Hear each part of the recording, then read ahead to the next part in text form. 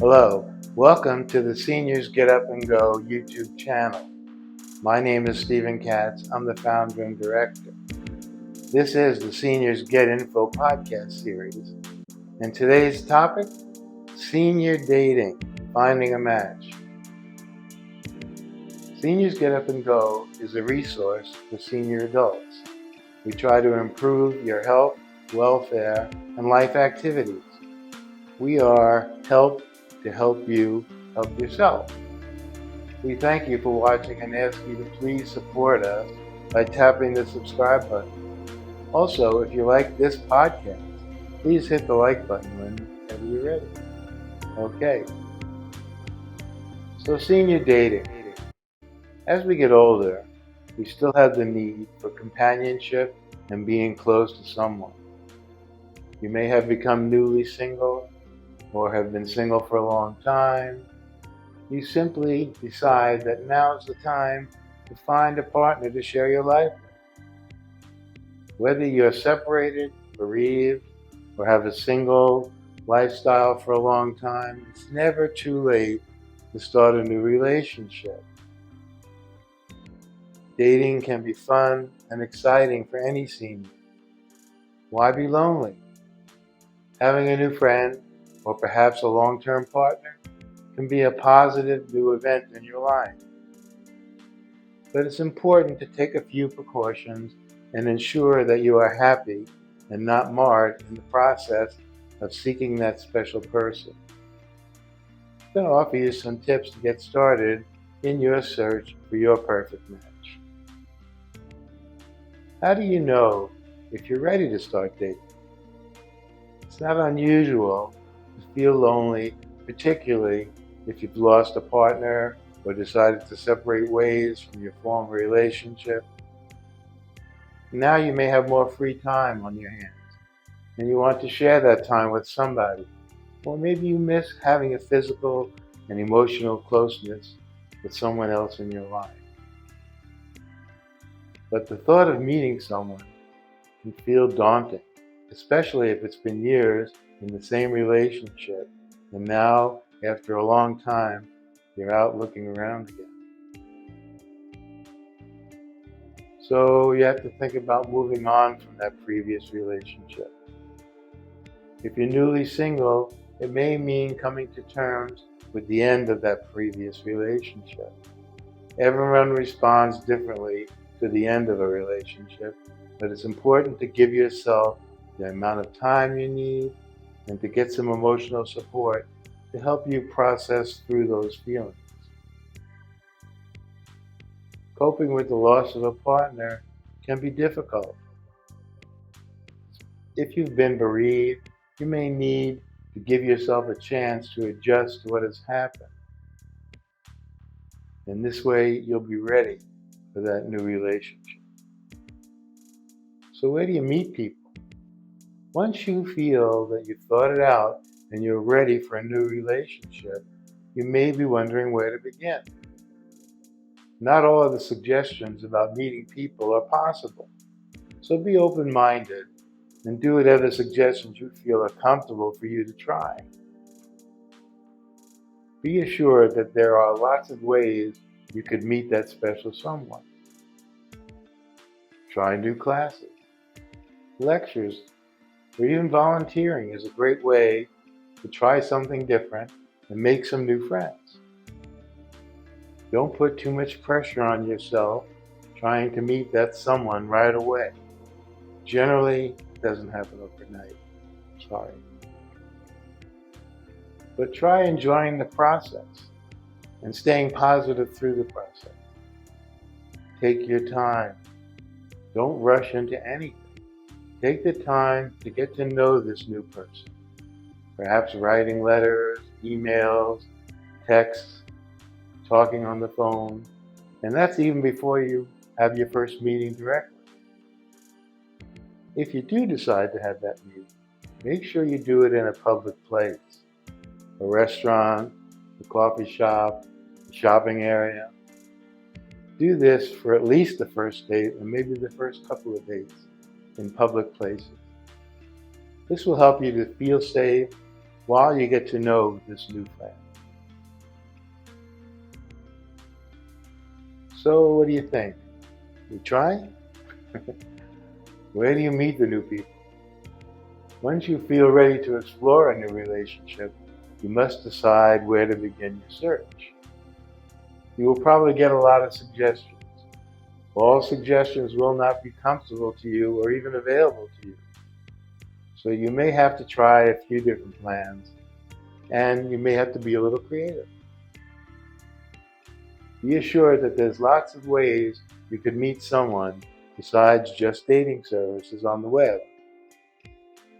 There's social clubs, community centers, charity organizations and activities are all potential places for you to meet friends and open up your life. You could join a walking or an exercise group, perhaps a local choir or a music club if you are a musician and you want to play in a local orchestra perhaps. Who knows? Maybe the local library would have lectures that are interesting to you. Or an adult book club. Those are great places to have discussion groups with new people. So going about finding these activities in your area, what do we do here? Well, there are a number of ways you can find this information. Information boards in your local library, local colleges and community centers, or even at your place of worship.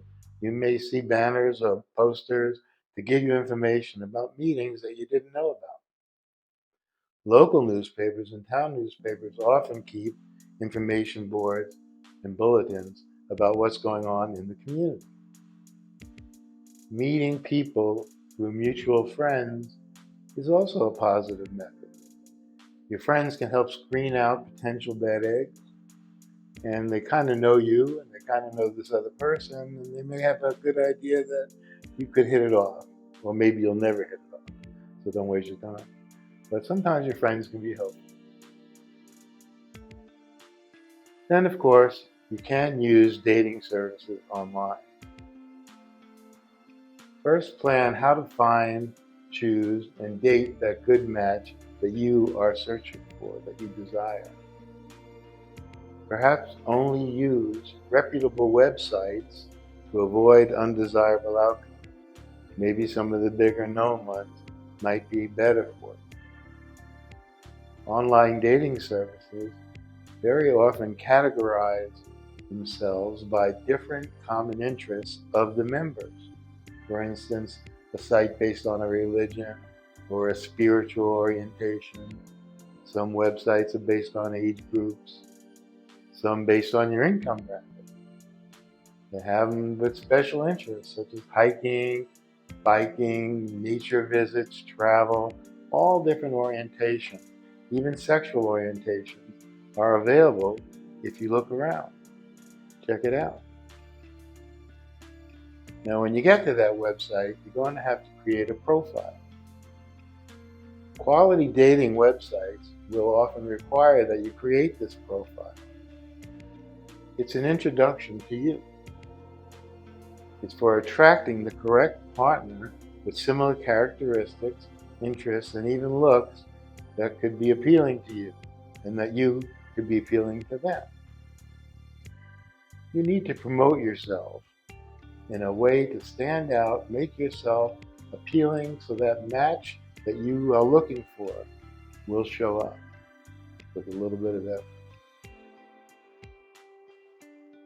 It's the same as if you were looking for someone else. You would want to see their profile in a more complete format. You will want to be attractive to potential matches, just as you want them to be attractive to you. You both could be seeking that unique match, and you have to find each other. Put up a good photo. Use a flattering photo, one that shows who you are today. Don't use a photo that was taken from your younger days. You're not a teenager anymore. And also, if you use an older photo from when you were younger, surprising your potential new friend by looking very different from your photo when you actually meet can be a real deal breaker. So show them who you are. Be yourself. In the self-description, try to be honest and to be yourself, explaining what your interests and likes and dislikes are. Don't describe yourself as someone else who you really aren't. You'll be wasting your time. In the long run, you are who you are, and that will come out in the relationship over time. So be yourself up front. They like you, they like you. It's great. In that description, tell the partner or the potential partner, what do you like to do? Where do you like to go? What makes you happy in your life? How do you enjoy yourself?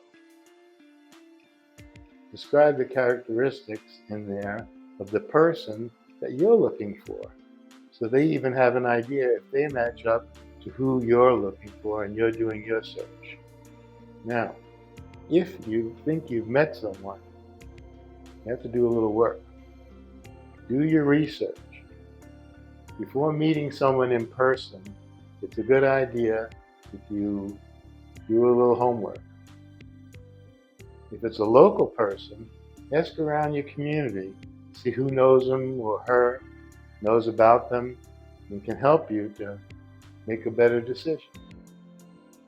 If it's an online match, then do an internet search. Check their social media profiles. Look on Facebook and Twitter and X and Instagram, all these places, and see what they're putting up. What's of interest to them? What are they really talking about and looking at? Do a Google search. Put their name in there, see what pops out. And if it's really significant and important to you, you can pay for an online investigative service to go look around for information about this person and give you some background. Usually costs you around $50 if it's really important to you. So now that you've identified this match, what do? Well, how about you start by sending a message and emails? It can be exciting to learn about potential matches when you begin communicating by receiving and sending messages and emails. It's fun to read about each other. Then you also have the time to think about the questions you want to pose and to answer the questions that get posed back at you. So you have a little breathing room in there using the email or the message service. Then after all that, if you do like them enough, try that telephone. It's a good idea to speak to someone on the phone before you agree to meet. Maybe even a few phone calls would be a good idea. This will give you a better idea of their personality. Do they talk like someone that you could match up with? Do they sound like a voice that sounds good to you? Do they use words like you like? Talking with someone can reveal a lot. Just remember, there's no rush. Take your time and be sure you feel comfortable and safe and interested, and then agree to meet. So, when you're preparing for the first meeting, for that first time you're actually going to get together, again, remember to do it in a public place. Always tell someone where you're going and what time you think you'll be back. If it's indicated, you could even have a friend text you or call you in the middle of that meeting, and they can kind of check you that way and say, are you safe? Are you okay? And you can just text back, it's going great, I'm having a wonderful time, blah, blah, blah. Okay, but this way you kind of know you're not out there all on your own. It's probably best not to get into a vulnerable position or situation. Don't initially accept the ride from anyone. Don't go to their home on the first date. Don't let them come to your home on the first date. Just wait a little while until after you're sure about who they are and you're sure about what you want out of the relationship is kind of the same as to what they want. And then you can have more interaction on transportation together or visit at home or whatever, but go a little slow. Don't bring them right to your home initially. There is such thing out there as online dating fraud. Now, I don't want to make you paranoid, and if you've done your preparation, you really don't have to worry too much about that if you're careful. Just know that online dating fraud is occurring in society, and unfortunately, scams do happen. A common scam involves the new partner trying to get money, perhaps telling you a hard luck story or asking you for the money so they can come visit you from their faraway place. There are also fraudsters who want to enter into relationships for immigration purposes. They're trying to gain access into your country by marrying you or having this long-term relationship with you so they can try to become a resident. Don't fall for these scams. Don't be in a hurry. Be careful with your personal information. Never give your full name and address and ID information or other personal details to someone who is new to you. First, get to know them. Be aware of warning signs. For example, if the conversation right off the bat becomes very, very personal, very, very quickly, that may give you a warning sign of who this person is and what they want. If they mention money right away, beware of that. If they ask for your ID information, your specific birth date, your specific addresses, social security number, don't do it. Don't give out personal ID to a new person in a new relationship. Be smart. And they may say to you, oh, I've got this great investment for you to put your money in real estate or a stock market deal or a business deal, and you just give them the money and they're going to invest it for you. Don't do it. Keep your money. Be smart. What about some dating etiquette? So it's been positive so far. Good exchange of emails and texts. Good exchange of phone calls. Time is now called for and you're getting ready to go. So how about some proper etiquette? For the first restaurant meal, you should each bring your own cash or debit card to pay for yourself. In case he or she is expecting you to pay your share, you should be ready. And certainly you do not want to be obligated or in someone else's debt because they bought you dinner. If either or both of you are watching the cost of this first meeting, then be aware of this and be careful to select a proper place that you can easily afford comfortably. Be mindful of the type of behavior you observe versus who you wanted this person to be as compared to who is this person and how are they acting. Each party should be using more traditional manners and courtesies, especially in the beginning. Starting out any relationship by being polite and respectful should always be a real plus. You should never be at fault for behaving like a presentable woman or a real gentleman on the first few dates. Trust your instincts. If something doesn't feel right, trust your feelings and end that date early. You can always reconsider later and make another contact, but if something is going wrong and your sense is that something is wrong, leave. Don't hang around for trouble. It's okay. And if you were wrong, again, reconsider, try it again. It's always better to date safely. Take your time, develop the relationship slowly, use the emails and messages, try the phone calls, get to know each other. Be cautious of where and when you have those initial meetings. And do not share your personal information too quickly. So the good news is dating should generally be fun. Dating could possibly lead to the great new relationship that you desire. Make a good plan and try to follow that plan out to the full success you want. I wish you the best of luck in finding your desired match. We thank you for watching. Please subscribe to our YouTube channel. If you like this podcast, go ahead and click like. And then visit us at Seniors Get Up and Go YouTube channel. Look at all the playlists of our senior info podcast and our senior exercise videos. We offer all this to our senior community to help you help yourself. Have a great day.